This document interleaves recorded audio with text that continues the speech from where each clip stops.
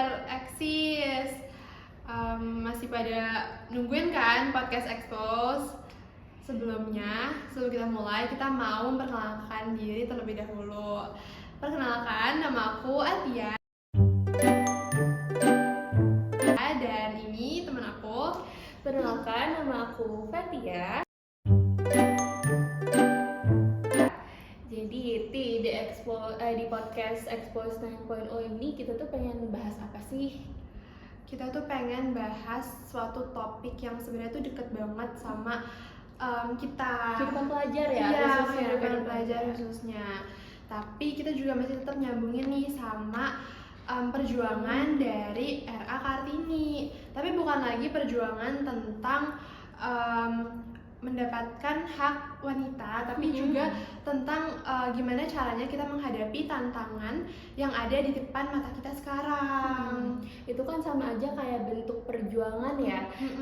Perjuangan dari RA Kartini yang dilakukan pada masa lalu itu kita sama aja kita lakukan pada kehidupan sekarang atau pada permasalahan-permasalahan yang terjadi saat ini. Nah, khususnya itu dalam kehidupan sehari-hari nih kita sebagai pelajar itu kan dihadapi oleh banyak hal ya, yaitu misal tugas, terus waktu sama teman, atau misal me time buat diri kita sendiri. Benar. Nah, jadi karena topik itu yang ingin kita bahas di podcast Expose 9.0 kali ini, kita juga mau mendatangkan narasumber yang gak kalah hebat juga nih untuk topik kita yang sekarang. Coba Fat, kenalin. Nah guys, di Expose di podcast ini kita tuh mendatangkan narasumber yang sebenarnya deket banget sama topiknya yang kali ini, yaitu Kak Nadia. Halo semuanya, perkenalkan nama aku Nadia Wiazara. Aku dari angkatan 26 SMA Negeri 38 Jakarta, dan kesibukan aku akhir-akhir ini menunggu mulainya ospek. Halo Kak, selamat siang. Jujur Kak Nadia ini keren banget ya. Beliau bisa tembus langsung nih.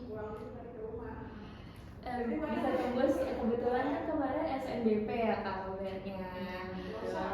Boleh tahu Kak di univ mana, terus di jurusan apa? Oke, jadi alhamdulillah kemarin aku keterima di jalur SNBP. Aku keterima di jurusan Sastra Indonesia, Universitas Indonesia. Keren banget. Duh, bismillah, semoga keluar ya. Amin banget loh. Nah Kak, kan tentunya ya buat ada di sampai di tahap itu Kakak butuh banget perjuangan yang panjang, apalagi kan kalau misal yang aku tahu ya, SNBP itu perjuangannya pasti panjang banget karena butuh tuh nilai-nilai dari kelas 10 ya, bener nggak Kak? Betul banget. Nah, kira-kira Kakak bisa nggak ceritain ke kita perjalanan Kakak selama dari kelas 10 sampai dengan kelas 12, mulai dari mungkin akademik atau mungkin perjalanan kayak organisasi Kakak, ekskul dan lain-lain. Oke, jadi sebelumnya aku ceritain dulu waktu kelas 10. Sebelumnya aku awalnya tuh bimbang ya mau ikut organisasi apa, OSIS atau MPK. Aku awalnya ditawarin ikut MPK, tapi karena aku punya pengalaman OSIS di SMP, aku pengen lanjutin gitu loh. Aku penasaran juga gimana OSIS kalau di SMA, ya kan. Terus aku masuklah di OSIS dan alhamdulillahnya lolos, keterima gitu. Dan lumayan kaget juga ya, ternyata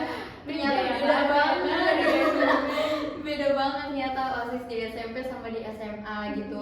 Terus di situ aku jadi belajar gimana cara mengatur waktu untuk diri sendiri, terus untuk ngerjain tugas-tugas di sekolah, terus juga untuk ngerjain proker di OSIS kayak gitu. Itu lumayan challenging banget sih. Terus selama di kelas 10 aku benar-benar masa-masa adaptasi ya dari SMP ke SMA, mulai dari belajarnya, terus lingkungannya, terus juga gaya pergaulannya itu beda banget soalnya gitu. Terus setelah masa adaptasi aku di kelas 10, lanjut aku di kelas 11. Di kelas 11 SMA ini aku udah mulai lumayan tahu ritmenya gimana gitu. Terus juga di sini aku udah lumayan ngerti gimana cara ngatur waktunya gitu. Dan aku juga udah nemuin gaya belajar apa yang aku suka gitu selama belajar. Karena aku tipe orang yang kalau belajar itu harus di rumah. Aku harus tenang di kamar gitu, aku belajar sambil kadang suka dengerin musik kayak gitu. Terus setelah aku tahu gaya belajar aku kayak gimana, aku mulai fokus ini di pelajarannya gitu. Apalagi kan aku ini pilihan aku sendiri, aku mau masuk jurusan IPS ya kan. Terus di sini aku lumayan kaget karena beda ya ternyata IPS-nya. lumayan challenging juga, terutama kayak di ekonomi kayak gitu. Terus setelah aku di kelas 11, oh ya aku ikut organisasi di luar sekolah. Ya itu aku ikut organisasi lingkungan namanya Green Youth Movement. Ya itu di bawah naungan KLHK waktu itu. Kalau sekarang kan udah dipisah ya, bukan KLHK gitu. Nah terus di situ aku mulai sibuk les-les nih ya kan di kelas 11, karena kelas 12 udah mulai harus belajar gitu, apalagi kan mau SNBT ya kan, aku juga udah mulai mempersiapkan. Iya, aku udah curi start. Aku udah mulai belajar soal-soal SNBT di kelas 11 kayak gitu. Terus aku ikut ekskul Kirstal ya kan. Terus aku juga ikut ekskul Green School. Itu Iya. berarti ada hubungannya sama organisasi kakak yang di luar sekolah itu tadi ya? Iya bener banget, karena aku juga tertarik sama lingkungan ya, jadinya aku ikut organisasi di luar sekolah itu. Terus setelah kelas 11 aku fokus belajar, alhamdulillah nilai aku lumayan meningkat gitu dari kelas 10. Nah di kelas 12 di sini ini udah lumayan kayak aduh kok ritmenya berubah gitu, jadi makin cepat. Kalau tadi kelas 10 kan masih bisa menyesuaikan, adaptasi. Di kelas 11 itu adaptasi lagi, tapi untuk kelas 12 karena di kelas 12 ini aku udah mulai merasa kayak agak keteteran nih sama tugas-tugas sekolah gitu, karena kan ujian, terus tugas, kerja kelompok itu semuanya padat banget dalam satu minggu. Aku kadang suka susah ngatur waktunya karena deadline-nya itu yang mepet-mepet kayak gitu. Belum lagi aku masih ada ekskul, terus aku harus ngurusin waktu itu kan seleksi OSIS kayak gitu. Nah terus di kelas 12 ini aku lumayan ngejar banget SNBT karena aku tipe orang yang sulit buat memahami suatu materi baru dengan cepat gitu, jadi harus kayak berprogres gitu, terutama yang hitung-hitungan gitu. Ya jadinya kalau di kelas 12 ini lumayan menantang ya, karena di satu sisi aku harus SNBT, ngejar SNBT, tapi di satu sisi aku harus juga ngimbangin sama tugas-tugas sekolah aku kayak gitu. Terus setelah itu alhamdulillahnya aku udah mulai terbiasa sama ritmenya yang semakin cepat gitu, jadinya aku juga udah gak ada waktu tuh buat leha-leha kayak gitu. Jadi berarti makin naik tingkatnya, berarti makin padat lagi, makin hektik lagi ya? Betul banget. Tapi berarti kakak tuh berhasil buat adaptasi juga ya kak di Alhamdulillah. Benar. Ya, Nah, teman-teman semua kan tadi kita udah dengerin ya kan cerita dari Kak Nadia, pengalamannya dari kelas 10 sampai dengan kelas 12. Nah, tentunya yang diceritakan Kak Nadia ini itu berkaitan banget sama topik yang bakal kita bahas pada podcast kali ini, yaitu antara tugas, teman, dan juga me time. Untuk selanjutnya, kedepannya kita itu bakal coba tanya-tanya Kak Nadia terkait topik-topik ini, gimana cara Kak Nadia ngebagi waktu antara tugas atau untuk me time ataupun juga untuk main sama teman-teman ya. Sebelumnya yang pertama kita tuh pengen tanya-tanya dulu nih, kira-kira kakak tuh pernah nggak sih di suatu situasi yang kayak bingung gitu loh, mau kasih waktu kakak tuh buat me time, buat atau buat akademik, tugas-tugas, atau juga buat teman-teman. Nah, oke.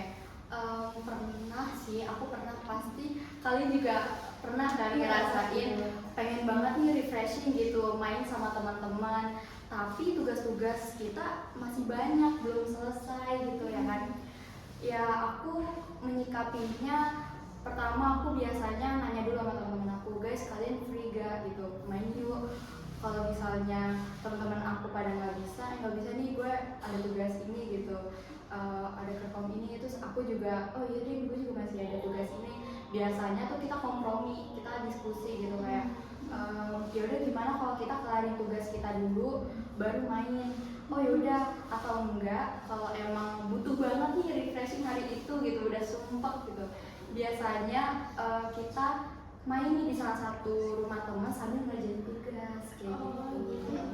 Berarti kakak tuh tetap nyimbangin gitu ya, Itu tetap dahuluin tugas, tapi kalau emang lagi sumpah banget tetap kita harus peduli sama diri kita sendiri juga. Benar. Butuh refreshing, oh berarti ada porsinya buat benar. refreshing dulu, tapi tetap harus perhatiin tugasnya. Benar, jadi seimbang. Nah kak, terus lanjut ke pertanyaan selanjutnya nih, kita kepo banget. Kan kakak pasti pernah ngerasain ya, kalau misal tugas itu numpuk banyak banget. Ada tugas utama dari guru satu nih, terus nanti ada tambahan tugas guru lainnya. Apalagi misal satu tugasnya itu kayak butuh presentasi atau tugas kelompok yang ngerjain itu waktunya lumayan panjang ya. Nah dari kakak sendiri, gimana sih cara ngadepin tugas-tugas yang menumpuk kayak gitu? Gitu. Cara ngadepinnya ya. Kalau aku sih ada tugas satu, terus tugas satu itu datang barengan. Biasanya aku tuh bikin to-do list. Jadi aku tipe orang harus nyatet semua tugas-tugas apa yang harus aku lakuin kayak gitu. Jadi aku catat di HP tugas ini itu. Terus abis itu biasanya biar enggak bentrok aku kasih timer. Jadi jam segini sampai jam segini aku harus ngerjain tugas ini, jam segini sampai segini harus ngerjain tugas ini. Kadang itu aku targetnya harus selesai. Kalau emang deadline-nya itu panjang, biasanya itu aku udah bukan yang emang urgent banget kayak gitu sih, biar aku nggak kelimpungan banyak tugas kayak gitu. Berarti balik lagi ke time management Sama prioritas, cari mana yang lebih urgent dan deadline-nya lebih deket sih gitu. Nah kak, kan tadi kakak bilang ya kalau misal setiap ngerjain tugas itu tuh harus dibuat to-do list. Nah gimana kalau misal ada kondisi kakak dalam satu hari itu to-do listnya itu belum selesai nih kak, kira-kira dari kakak itu solusinya gimana biar tetap tugasnya itu selesai semua? Gitu, oke. Biasanya aku lihat dulu ya, dia itu kapan deadline-nya gitu. Kalau dia deadline-nya masih kayak ada spare waktu 2 hari, biasanya itu aku nanti gitu, aku dahulukan yang pokoknya besok harus dikumpulin kayak gitu. Kalau emang besok itu juga, misalnya kita kerjanya malam ini, nah itu besok banget harus dikumpulin, biasanya aku antara begadang, ini mungkin jangan dicontoh kali ya, biasanya aku antara begadang atau enggak aku lanjut subuh-subuh gitu sih. Nah, kakak tuh punya nggak sih tantangan terbesar kakak? Kan tuh kakak juga sempat jadi anak organisasi ya. Nah itu tuh pada saat kakak jadi anak organisasi, terus kakak tantangan terbesar apa yang pernah kakak hadapin untuk mengatur antara semua itu kayak tugas, organisasi, aktivitas lain atau main sama teman gitu-gitu? Pernah? Iya betul. Ada tentunya tantangan, pasti kita semua juga ngerasain ya. Kalau dari aku pribadi, aku punya 2 sih tantangannya. Yang pertama itu time managementnya, gimana aku ngatur waktunya.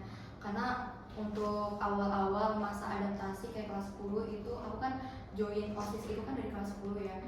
Itu aku benar-benar ngerasa kewalahan banget tugasnya, banyak kan, antara tugas sekolah, terus juga tugas organisasi, belum lagi aku ikut ekskul kayak gitu. Nah itu yang bikin aku jadi tantangan terbesar aku tuh itu kayak ngatur waktunya gimana nih. Terus yang kedua itu rasa malas, gimana caranya aku ngilangin rasa malas itu susah banget, jadi tantangan terbesar aku kalau selama aku di SMA kayak gitu. Kira-kira tadi kan rasa malas ya, motivasi motivasi apa yang bisa bikin kakak tuh kayak bisa apa ya, ngilangin rasa malas yang ada di dalam diri kakak gitu? Karena kan pasti itu bakal relate banget ya sama anak-anak sekarang. Betul. Cara ngilangin malesnya biasanya aku tuh lihat lagi kayak aku tuh bentar lagi aku mau ke dunia yang lebih serius, yang dimana kita harus berjuang dari tangan kita sendiri, udah nggak bisa melalui orang tua gitu. Pokoknya ini harus hasil kerja keras kita gitu. Kalau aku terus-terusan dikalahin sama rasa malas, aku nggak akan survive selama di SMA, ya kan. Terus aku juga ngelihat dari banyaknya pengalaman kakak kelas aku gimana mereka menghadapi yang namanya SNBT. Itu motivasi aku tuh SNBT. Aku nggak mau ngerasain SNBT, jadi sebisa mungkin aku bagusin nilai rapot aku, kayak gitu. Jadi untuk ngilangin rasa malasnya walaupun nggak 100% ya, tapi itu bisa ya setidaknya aku punya kesadaran ya bahwa oh ya gue nggak bisa nih kalau terusin rasa malas ini gitu. Mulai perlahan-lahan mulai hilangin rasa malas itu dengan yaudah yuk coba nyicil tugas kayak gitu sih. Berarti kakak tuh kayak jadiin ada satu hal yang bisa dijadiin motivasi ya kan? Benar. Biar bisa rasa malas itu maksudnya hilang atau ya itu Betul. terkurangi gitu kan. Nah kakak sempat mention tadi kan tentang tugas-tugas juga. Kakak tuh ngerasa nggak sih tugas di sini itu berat-berat banget? Benar. Kan juga kan gurunya kan sekali ngasih tugas banyak. Benar. Kakak ada nggak sih kayak tips gimana ya cara ngadepin tugas-tugas itu yang berat-berat banget, kayak tugasnya berat banget nih, kayak gimana sih caranya biar kita itu tetap bisa ngerjain tugas itu? Oke. Benar Pak. Aku sama di SMA tuh ngerasa semakin tinggi kelasnya, tugasnya itu semakin banyak dan deadline-nya itu semakin mepet-mepet. Ya nggak sih kalian? Iya, bener banget. Apalagi nanti kalau udah kelas 12 itu belum tugas ini selesai udah ada tugas lain. Belum lagi kita kalau aktif ikut organisasi ya kan, kayak OSIS atau MPK, terus ekskul, lomba-lomba, itu pasti semuanya kerasa kenapa cepet-cepet banget gitu. Nah aku gimana caranya tips untuk biar aku tetap ngelakuin tugas-tugas aku itu ya kayak tadi, aku ingat tujuan akhir aku itu apa selama di SMA. Terus juga aku usahain banget harus sehari itu minimal ada yang udah aku kerjain gitu. Kalau mau istirahat pokoknya aku harus ngeluarin sesuatu usaha tenaga dari aku, baru aku bisa dapat istirahat gitu, waktu untuk istirahat gitu sih. Wah, keren banget sih ya kak. Berarti emang dari kemauan dari diri sendiri kakak juga ya buat ngerjain tugas tiap hari terus dicicil. Benar. Tadi kan kakak udah ngejelasin kita tuh banyak banget nih kesibukan kakak kan di kelas, dari mulai kelas 10 sampai kelas 12 sampai di SMA ini. Terus kalau misalnya kakak pernah gak sih ada di fase yang kayak teman-teman kakak itu tuh pengen ngajak kakak main, tapi kakak nggak bisa karena semua kesibukan yang kakak jalan itu. Terus kalau misalnya kayak gitu, kakak gimana biasanya ngejawab teman-teman kakak atau kayak apa ya supaya mereka tuh tetap ngerasa ya kakak masih mau gitu sama mereka. Benar. Ini pernah ditanyain sama kakak OSIS aku. Ya dan awalnya aku belum ngerti sih, maksudnya belum relate sama pertanyaan itu. Tapi setelah aku ngerasain langsung, aku tuh jadi relate gitu. Karena kan waktu sebelum aku ikut OSIS aku sering banget main kan. Kita sering banget ngumpul-ngumpul sama teman kita gitu. Setelah kita punya kesibukan yang kayak tadi OSIS, belum lagi tugas, terus ikut ekskul, lagi lomba gitu, pasti waktu untuk teman itu berkurang. Iya, benar. Waktu untuk diri sendiri juga berkurang kan, apalagi sama teman gitu. Nah, iya benar.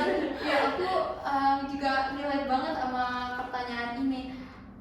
Kalau aku sih biasanya mensiasatinya atau mengatasinya itu aku harus ada jadwal sama mereka, tapi dikompromiin dulu kayak misalnya nih ada temen aku ngajak kayak guys kita main yuk jam segini hari ini gitu, terus aku ada les atau aku nggak ada ekskul gitu, terus aku jawabnya kayak sorry ya kalau hari ini nggak bisa, gimana kalau hari Jumat, kayak gitu. Jadi aku kasih opsi lain, jadi aku nggak bisa tapi aku tetap ngasih feedback, aku tetap ngasih solusi gitu.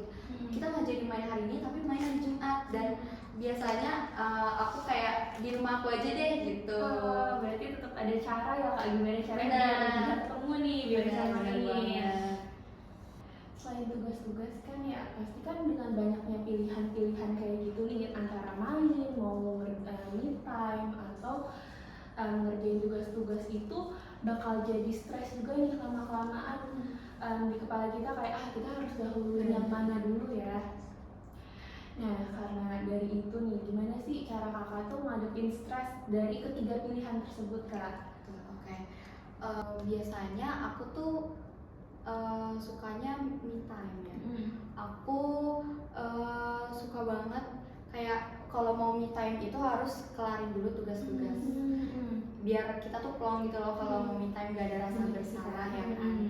Nah terus kalau aku sih untuk biar nggak stres itu nggak perlu yang harus keluar terus belanja, self reward, pasti kalian juga tahu kan ya self reward kayak gitu. Nah aku bukan tipe orang yang kayak gitu, jadi aku tuh lebih suka kayak di rumah, terus ya cuman sekedar rebahan, main HP, scroll TikTok kayak gitu, atau kayak dengerin lagu, ya kan, baca novel, baca komik gitu. Aku sih buat ngatasinnya yang simpel-simpel aja yang kayak gitu. Yang penting aku setidaknya aku punya waktu untuk diri aku sendiri, aku nggak stres, dan juga masih bisa ngumpulin mood biar nanti nih kita makin produktif lagi buat ngerjain tugas selanjutnya gitu sih. Tapi berarti kayak sebelum kakak bisa mendapatkan me time dan self reward itu kakak harus selesaiin semua. Iya benar kakak dulu ya. betul tetap itu. Berarti emang harus diimbangi juga ya, kan apalagi kata kakak kan biar mood ngerjain tugas malah kita butuh me time juga. Benar. Jadi saling diimbangi aja gitu ya. Kan tadi pembahasan kita itu tentang me time ya, tapi nih bagi beberapa orang masih banyak tuh yang nganggap me time itu sebagai kayak kita tuh males. Menurut kakak itu benar nggak sih? Oke. Kalau menurut aku pribadi enggak sih. Nggak bisa disamain antara me time sama males, karena itu dua hal yang berbeda kalau aku mendefinisikannya. Kalau aku menganggap me time itu adalah waktu untuk diri aku sendiri. Setelah yang tadi aku bilang, jadi waktu untuk diri aku sendiri setelah aku mengerjakan semua tugas-tugas. Iya benar, reward benar. Kalau males tuh beda, kayak kita punya tenaga, kita punya waktu, tapi tugas tuh banyak yang belum kelar, itu yang namanya malas. Nah kalau me time menurut aku itu ketika kita udah selesai semua tugas dan kita mau nih punya waktu untuk diri kita sendiri kayak gitu. Dan lagi pula tujuan me time itu kan untuk biar kita lebih produktif lagi, beda sama malas. Kalau malas aku mikirnya tuh kayak ya udah kita cuman rebahan terus kita nggak ngerjain apa-apa dan itu berlarut-larut gitu. Itu malah yang bikin diri kita tuh makin makin terpuruk, makin jadi buruk gitu loh. Jadi me time tuh jadi kayak jadi recharge energi kita gitu. Benar. Beda ya kak sama malas. Beda. Berarti menurut kakak malas tuh lebih ke kayak kita tuh nggak inget sama tugas dan nggak pengen ngerjain tugas Ya, itu. dan kalaupun kita ingat kita nggak mau ngerjain itu. Itu malas sih, beda. Jadi aku kurang setuju kalau ada statement yang bilang kalau me time itu sama dengan malas. Menarik sih. Jadi kalau misal dari tadi ini pembahasan yang tadi kita udah omongin, kakak bisa nggak sih kayak apa kaitannya dengan Kartini? Oke. Bisa nggak kayak? Bisa. Oke, jadi kalau dikaitkan dengan perjuangan RA Kartini di saat ini itu bisa sangat terlihat ya, dimana nih kita bisa ada di sini itu adalah suatu bentuk dari perjuangan RA Kartini gitu. Kalian bisa mewawancarai aku juga bisa mengeluarkan pendapat aku dengan leluasa. itu merupakan salah satu bentuk dari perjuangan RA Kartini untuk perempuan. Terus kita bisa sekolah di SMA Negeri 38 Jakarta, itu juga merupakan salah satu dari hasil perjuangan beliau. Nah, kita nanti juga mau ke perguruan tinggi negeri, kalian juga melanjutkan ke PTN. Ya, itu juga merupakan salah satu hasil dari perjuangan RA Kartini gitu, dimana saat ini tuh wanita bebas mau melanjutkan sekolah setinggi-tingginya, terus juga kita bebas mau kerja di bidang yang dahulu itu bidangnya cuma untuk laki-laki gitu, tapi sekarang diisinya sama perempuan juga bisa. Terus jurusan kayak teknik itu kan biasanya identik sama kayak laki-laki ya kan, tapi sekarang banyak perempuan yang mau teknik, bener kan? Nah itu terus juga bisa, tapi ya yang membedakan antara dahulu dengan yang sekarang kalau menurut aku ya, kalau sekarang itu tantangannya justru perempuan itu sekarang punya pemikiran bahwa kita itu harus sempurna gitu, ya kan? Entah kenapa aku merasanya kayak gitu. Kita tuh harus serba bisa, harus pokoknya akademik harus bisa, terus juga kitanya juga harus cantik, pokoknya semuanya tuh harus perfect gitu. Iya, standarnya juga semakin tinggi.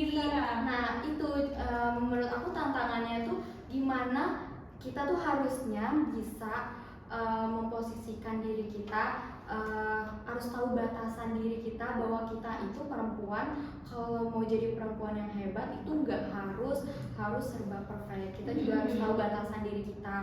Kita juga nggak perlu memforsir diri kita gitu. Jadi nggak apa-apa kita kerja keras, nggak apa-apa, tapi juga nggak perlu yang sampai harus perfect semuanya harus oke gitu. Itu nggak bisa digituin sih, menurut aku harus ada batasan gitu. Berarti ini sebenarnya dari pendapat kakak itu berkaitan banget ya sama tema yang kita bahas. Oh iya benar ya, benar. Jadi diri kita itu berarti nggak boleh memforsir juga kan, Benar. untuk mengikuti semua standar itu. Kita harus peduli sama diri kita sendiri. Benar. Contohnya kayak berarti ngelakuin me time sama recharge energi bareng teman-teman kita. Setuju, itu benar sih. Wah, jujur obrolan kali ini tuh benar-benar seru banget sih, ngebuka perspektif kita berdua juga tentang tugas teman dan juga kita. Dan dari sini juga kita tuh tahu kalau misalnya tugas itu merupakan tanggung jawab kita, terus juga pertemanan itu juga gimana cara kita untuk menjaga hubungan yang baik dan sehat dengan teman-teman, dan me time juga sebagai waktu kita untuk istirahat dan ngeliat kalau misalnya diri kita tuh udah boleh kok untuk dapat reward dari apa yang udah kita lakuin sebelumnya. Nah, bener banget Kak. Berarti kan kesimpulannya dari ini semua ya, kita berarti nggak boleh memforsir diri kita sendiri juga kan, untuk ngerjain tugas-tugas, tapi kita harus ingat sama tadi me time, sama juga hubungan untuk tetap berhubungan baik sama teman-teman kita, untuk menjaga diri kita juga, untuk menjaga mood kita juga ke depannya pasti. Nah, kita juga mau ngucapin terima kasih banyak juga untuk Kak Nadia karena udah bersedia jadi narasumber di podcast Expose 9.0 ini. Terima kasih ya. Nah, buat teman-teman semua yang udah mendengarkan, terima kasih banget. Dari podcast ini nih tentunya kita bisa belajar banyak hal dari pengalaman Kak Nadia, dan juga bisa nih banyak hal-hal yang bisa diambil dari pandangan-pandangan yang Kak Nadia berikan. Bener banget. Dan selalu ingat juga kalau misalnya dari kalian itu juga boleh kok untuk beristirahat, nggak harus untuk memforsir diri kalian untuk ngelakuin semuanya dalam satu waktu. Kalian bisa kayak tadi mulai nyicil dari bikin to-do list, terus nyicil tugas-tugas dari yang deadline-nya paling dekat, karena bertumbuh itu merupakan proses, teman-teman. Betul banget. Terima kasih Eksis telah mendengarkan podcast dari Expose 9.0. Sampai jumpa di podcast selanjutnya.